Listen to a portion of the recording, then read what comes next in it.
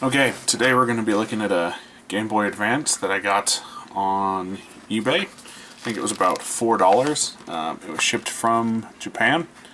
I got it today. It was in some nice bubble wrapping and pretty well packaged. I think I paid $4 for it, and it was $7 in shipping. It took about 2 weeks to get here. And the auction, I'll do a cut-in. Auction said it was listed as parts or junk. Generally, the first thing I do when I get these is put batteries in after just giving it a quick visual inspection, just to see if it looks like it will turn on. If it doesn't, I'll kind of cycle the switch a few times. A lot of times the Game Boy Advances just have a bad button and people think they don't work, and really it just needs a new power button. There we go. So hopefully the camera can pick that up. It turns on. I didn't bother to put a game in it. But it works, which is good. It obviously needs a new screen. It's very scratched. Those are pretty cheap. It didn't come with a battery cover. This one's a little dinged up, but it's not really too bad. I'll turn my light on here. I don't know if you guys can see that. It's kind of grody right in there on that RF shield, so we'll take a look at that. To open these, there's normally 6 screws on the back that are the Nintendo tri-wing screws. There's always a little Phillips head right here. And then there's normally 1 screw here and 1 here, or 1 here and 2 here under the case. So we'll get the tri-wing screw.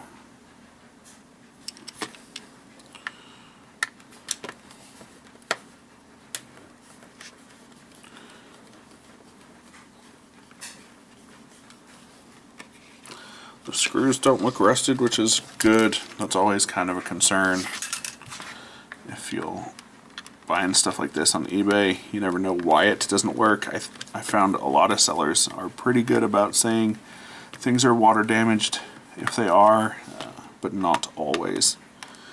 I buy a lot of handheld consoles and main consoles from Japan, from Japanese sellers. I always find that they are really pretty honest with what they have and what they're selling. A lot of the sellers that I buy from are listing pretty big lots, so I might buy 2 or 3 at a time and ask them to combine shipping. Doing that normally works out the best way. I don't really try and do this to make money. I really do it just because I enjoy doing it, and it's kind of fun to see if you can fix or make better the things that you get pretty cheap. Also, I think it's kind of nice with some of the older consoles like the Game Gears and the DMGs, just to preserve those things and get them back out into the population and people's hands working instead of ending up in a trash pile somewhere. Okay, so I did the tri-wing screws. I'll do this one little Phillips head screw that I almost forgot. The screws inside on these are normally Phillips head as well. I've seen different variations. Sometimes they're black screws like this, and sometimes they're the kind of gold zinc colored ones. Okay, so that's kind of what they look like inside.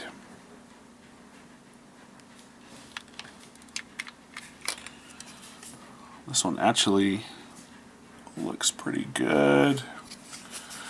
There's no corrosion on the battery connection here and on that little RF shield, so it's just some kind of weird dirt. We'll take that off in a minute and look at it. Let's set it off to the side.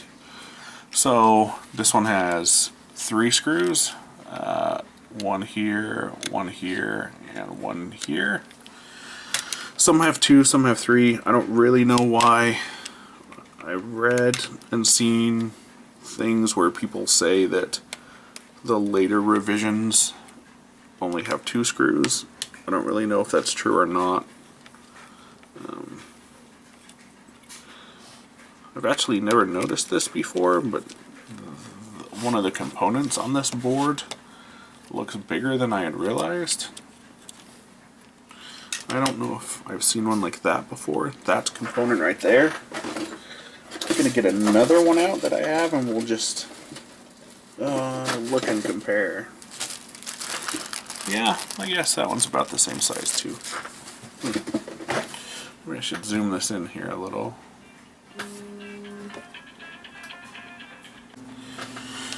So the next step that I normally do is take off these side bumpers.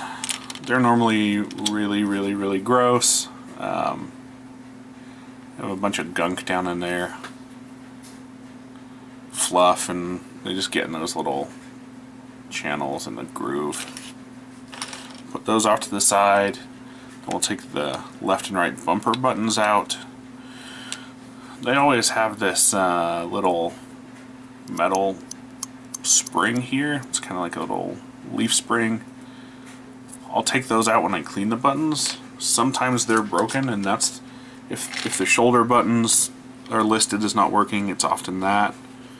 If I just lift the board ever so slightly here, we'll pull out just the plastic slider for the power button. I always forget to put these things back in. When I put them back together, that's always a pain. Then the next step is a little more tricky. The whole thing kinda comes open. Apart from the screen. So I'm just gonna flip this back for a second. Pull off our silicone pads. Those are from under the AB buttons. Hopefully the camera will pick that up. They're really gross where the buttons were, but on the back side where they touch the circuit board, they're actually in really good condition, so we can reuse those. And the same for the D-pad. The actual back side of the silicone there is pretty good. The front side's really gross. And the start and select are about the same. Start and select don't have plastic buttons like A and B and the D-pad do. It's just the little silicone nubbies themselves. The A and the B buttons have these little tabs on them. And if you get confused when you put one back together, they're tabbed differently, A and B, so the A can only go one way and have the letter be upright, and same for the B button. Now, what we can do here is either try and pull the glass screen out with the circuit board attached, or normally what I like to do is remove this ribbon cable. So there's this tiny little connector right here, and you have to flip these brown tabs up, which is that way, and then slide the ribbon out. So that's what I'm going to do right now. Slide one up, slide the second one up, and now that ribbon cable should just want to slide out of there. Like that. We'll set this board aside for a second. Well, now let's take a look at the board. So the cartridge slot here actually is in pretty good condition. Hopefully I can get a good shot of that. The next thing I always take a look at is the volume button here and the headphone jack. Quite often there's a lot of gunk down here. Cleaning that out can help, and just cleaning the headphone jack out. The speakers sometimes go on these. They're really easy to replace. You can get spare ones for about $5. They just solder on right here. This one's a little gross. Got a little gunk in there. Like the rest of it, it's just kind of pretty dirty. Then I just look at the top port. That one looks pretty good. And then the shoulder buttons, these actually look pretty good on this unit. I don't see a whole lot here that would make me think we can't fix it. Nothing really is very broken with this one. The pads look really good. Always check the pads where the buttons go. We'll clean them anyway with a little bit of isopropyl alcohol and a Q-tip. The main culprit on a lot of the Game Boy Advances is this guy right here. This power switch gets dirty and they don't wear that well over time. We'll probably be able to clean it. I always try and clean it with a little bit of isopropyl alcohol and just slide it quite a few times. If that doesn't work, electric like PCB cleaner can help, or switch cleaner. Then if that fails, I have some spares of these, but you can find them online. They're a couple, maybe $1 or $2 a piece. You just desolder that switch and solder on a new one. This board is in really good condition, so I think we'll just try cleaning the switch and the pads up and putting it back together and waiting until we get a new lens. Probably order a new lens on eBay. If it was dirtier, I have a ultrasonic cleaner, and that's a really good way to clean PCBs. I really only try and use cleaning solution made to clean PCBs. A lot of people on YouTube are using rubbing alcohol, and that works for them, and there's probably really nothing wrong with it, but I just always try and use the PCB cleaner. Now, if there was something wrong with the screen in general, what we'd do is twist this. If I start to twist it, you can hear, maybe see in this corner, the screen start to come out. You can just twist it like that, and the glue that holds the screen against the inside of the case will come off, and you can lift the screen out. Since I don't have a replacement lens right now, and it seems to work, I'm not going to worry about that.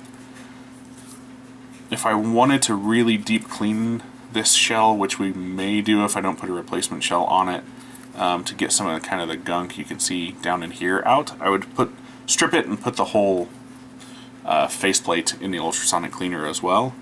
For now, I'm just going to try and clean it up with a Q-tip and wait until we get a lens and decide what I'm going to do. You can take these lenses off sometimes from the front if you kind of heat around it with something like a hair dryer or a heat gun. Don't heat it too much or you'll do something to the case. Then you can pull these off and put a new one on.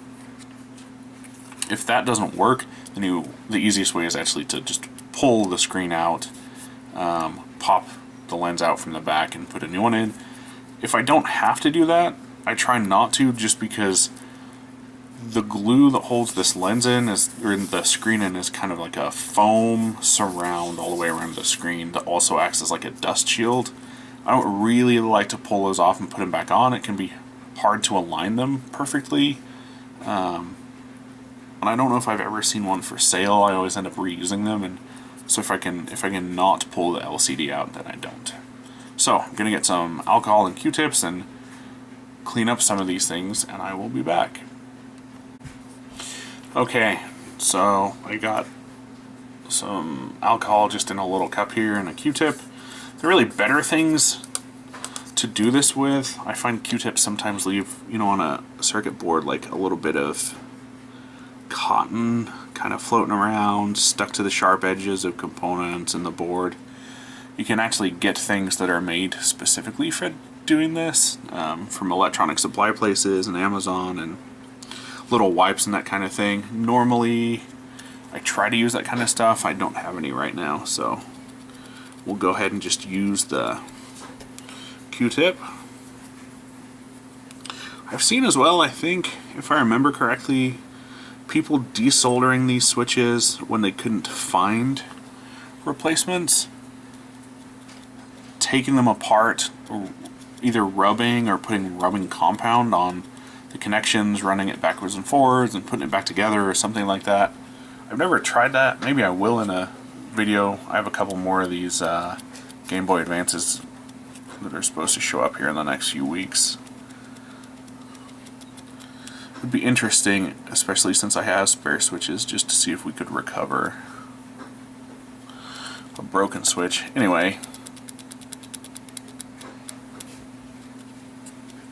I'll just give that a little bit more.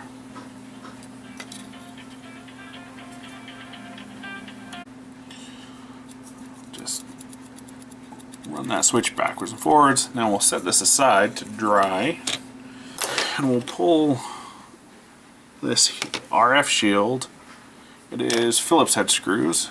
There's 4 of them. 1, 2, 3, 4. So we'll go ahead and undo those.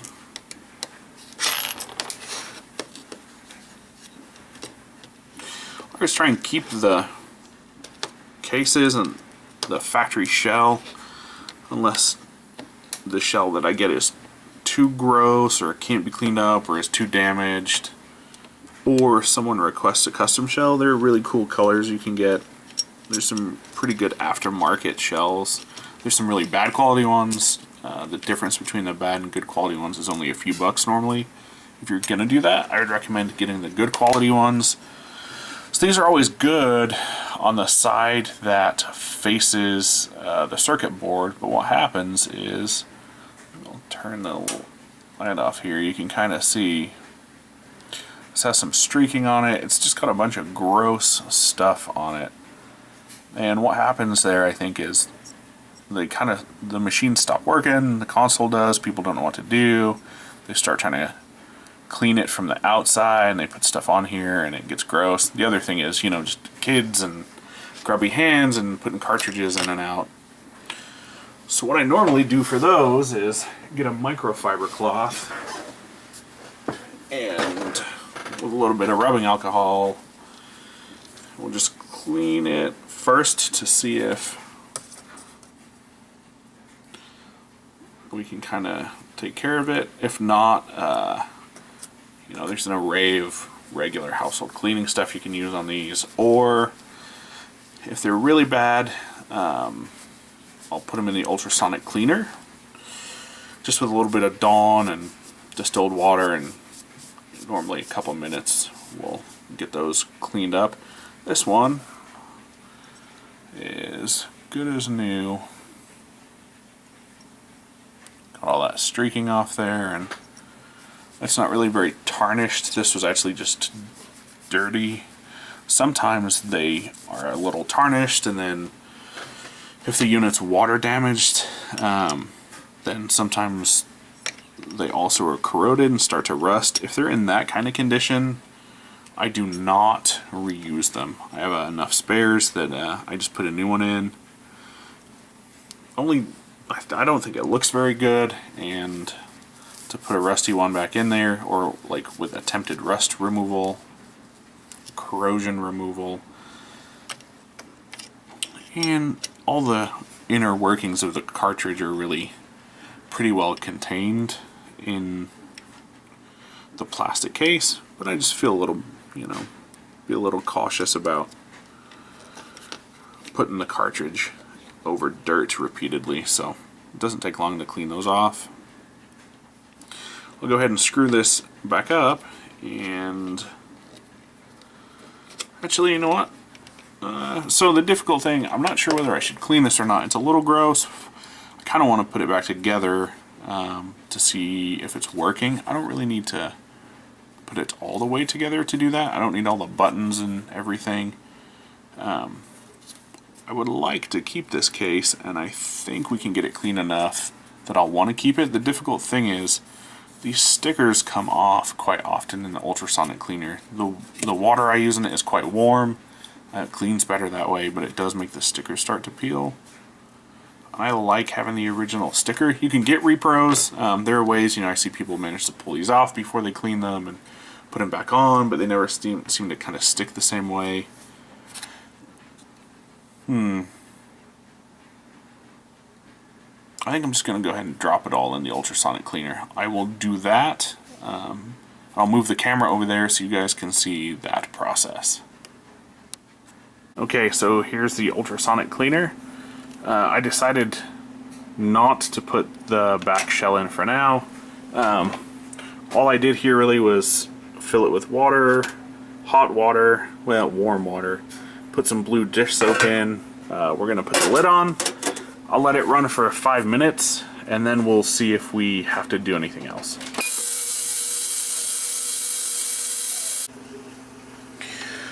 Okay, so The ultrasonic cleaner ran for 5 minutes.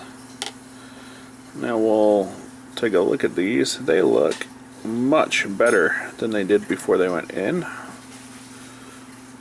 The water is hotter than I thought it was, but all the little grooves and everything are cleaned out. We were pretty lucky. This one was just kind of fluffy stuff, like a bunch of dust bunnies, not really a bunch of gross caked on dirt. Sometimes if it's more kind of grimy or oily stuff, it takes a little longer, maybe 2 or 3 cycles. So I'll pull these all out, dry them off, and then we can start reassembly. So the first thing I'm going to do is put the remaining 2 tiny screws back in here. I didn't do that earlier, and I want to do it before I forget them. They're unique to this back piece here. These 4 screws aren't shared. That screw size is not shared anywhere else in the Game Boy Advance. Let's see if I can do this first time on camera without forgetting one of the important pieces. You don't really need to tighten these down too much. All of the screws in the GBA are metal screws going into plastic. So they're all some kind of version of a self-tapping screw, so if you tighten them down too hard, you will break things. So when I'm putting these back together, I'll normally start from the front side, with the front side facing down. I think I'm actually gonna put a cloth down, one of these microfiber cloths. You'll see why in a second. Move all my screws out of the way here. So we're going to put the D-pad back in. So having the cloth here makes the buttons really not stick out, and it also won't scratch the screen. Won't let the screen get scratched. Put the A button in, put the B button. Like I said, these only clock one way, and so when we turn it over,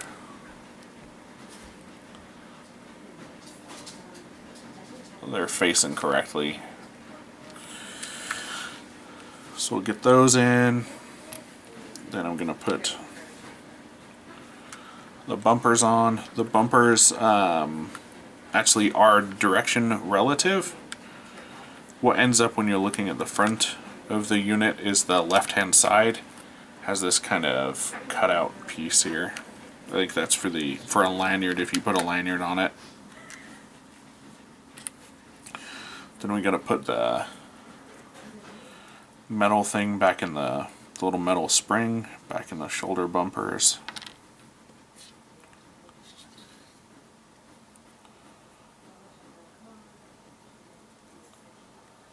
Like that.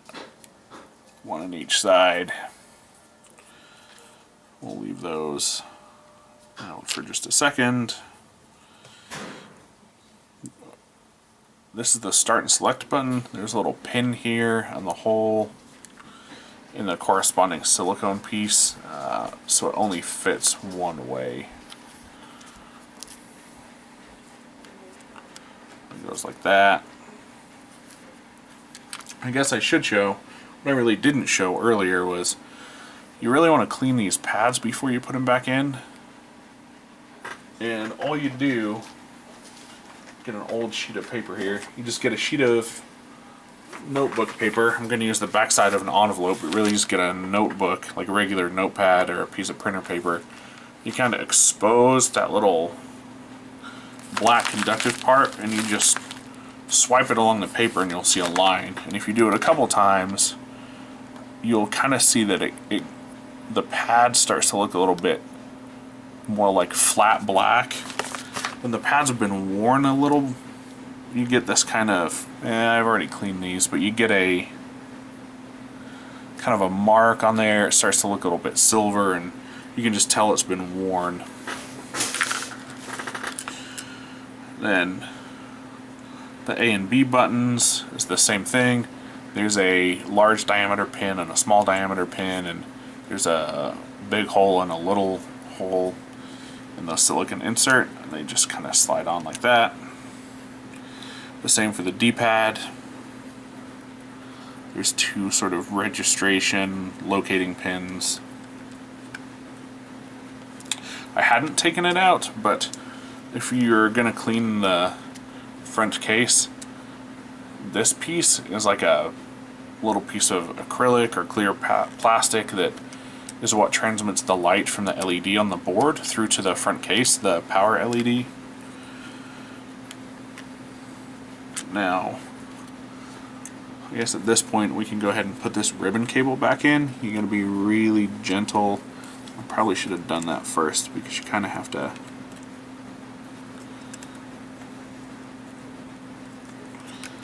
get it aligned, and the buttons may fall out if I hold the case too vertical, which is not a big deal.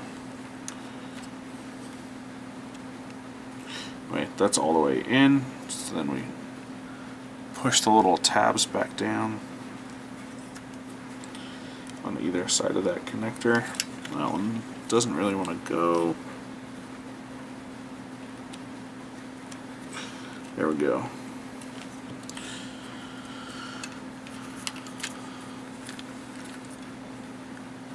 If you push the unit down into the towel too much at this point, the buttons and the pads will pop right back up, so you need to be a little gentle. Get the shoulder buttons put on there.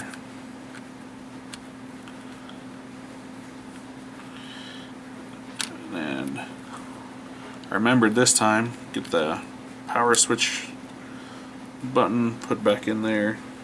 Make sure it's sliding freely. And then the next thing is the speaker hangs from the board right here, and there's two little notches. You really want to make sure, I'm not sure if I can capture that real well, but I'm just going to push the speaker into its hole with a screwdriver, and then pull this button back out. Set the board in, and the power button kind of slides over like that. There we go. That's all of that stuff in place. Then there's 3 screws, remember, that we took out. 1, 2, and 3. So we'll pull those out of our pile. On this unit, all 3 internal screws and the screw that was in the battery cover were Phillips-head. I found that to be the most common.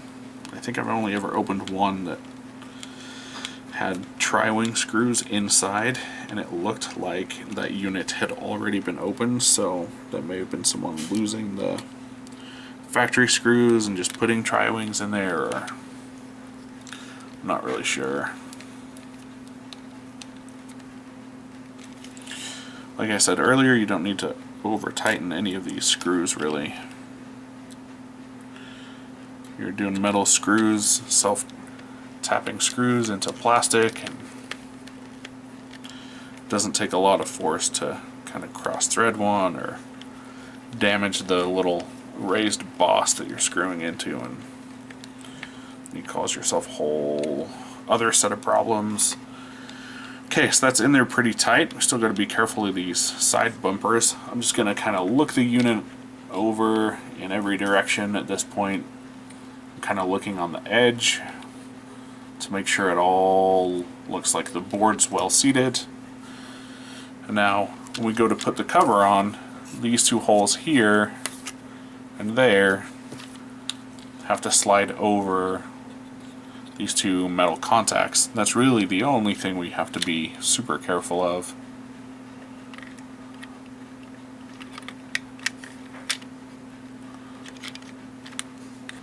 To make sure they end up in the right place. Now, we can go ahead and screw it all together. I'm just going to hold it together with some finger pressure and put these batteries in. Just, oh, when the button was already in the on position and it came on right away. We'll turn it off, it goes off. Turn it on, it goes on, off, on. You can see the LED up here, off, on, and off. So, pull, I think, yeah, we'll still need to pull that battery out to get the one remaining Phillips head screw put back into place here. Probably a good idea to do that anyway, just in case we screw something up at this point, then there's not two batteries in it. Putting any charge into the board. Screws, I always try and put in opposite sides and maybe opposite corners when I'm doing something like this. I don't think it really matters. It's just a holdover from another hobby. I do a lot of car related things, and that's always something that you do. Like when you're putting a new head gasket on or bolting a head down or even a wheel, right? You always tighten the nuts or bolts in a sort of rotating pattern.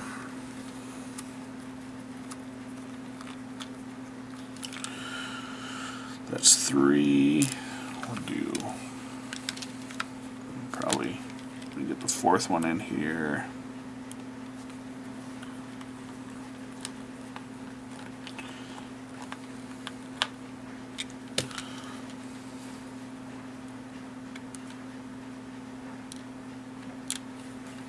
We'll do these 2 up top. I should have said earlier as well, I always try and keep the cases, the factory cases. I like them, they come in good colors. There's some cool, this is obviously one of these kind of partially translucent cases. The solid color ones are nice. There's a bright orange that I really like. I don't know if those are more rare or not, but they always seem to sell for a little more on eBay than some of the other colors. What happens a lot of times with these factory cases is the factory shell, I guess, this thin piece here cracks right there. When they're cracked, that's kind of the point where I say, yeah, for sure, we'll do a new shell. Okay, so put a battery in. We'll obviously have to get a battery cover for this. It's really common that battery covers are missing.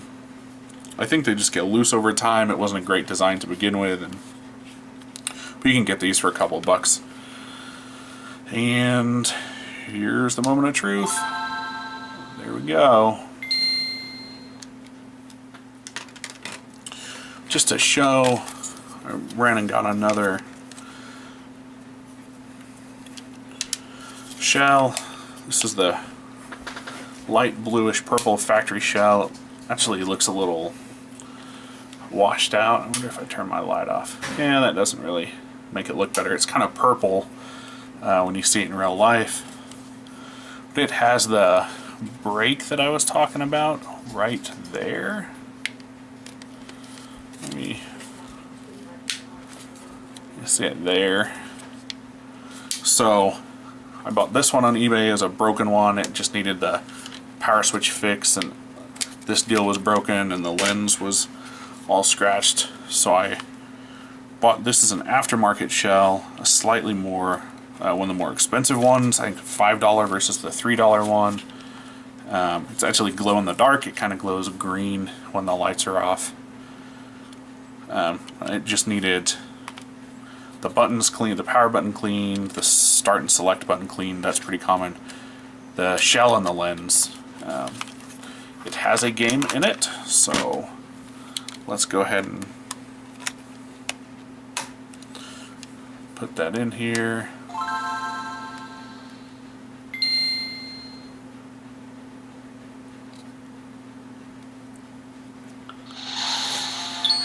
This is Zelda Minish Cap, which is an awesome game.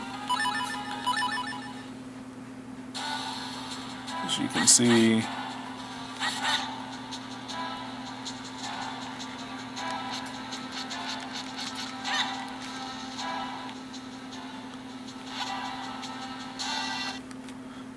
That was me resetting the game. All of the buttons work. So really, this one's good to play. It was $4. I think we'll for sure end up getting a new lens, and I'll make a video when I cover that. The lens will be $2 or $3. You can get plastic reproduction ones. I've never seen an OEM one. For a couple bucks, I think you can spend about $4 and get a glass one. I highly recommend the glass ones. And then we'll get the cover for it, and it should be good. There's a little more I could have done, but I just wanted to throw together a quick video. Some of the other stuff you can do that I didn't show is clean all the screws in an ultrasonic cleaner or just by hand in a sink. I will go ahead and clean these off with a magic eraser. I don't really like this yellowing. I'm not sure that, yeah, the camera's kind of picking that up. This yellowing around the speaker grill. I don't know if cleaning this front shell would fix that or not. I may try it, I may not. Really, it just needs the lens and a battery cover, and it's good to go. So I'll do a price breakdown, but I think we'll be in this for $12 to $15, and it'll be a fully working, fully functioning, complete parts Game Boy Advance. Hope you liked the video. If you want to see more, let me know.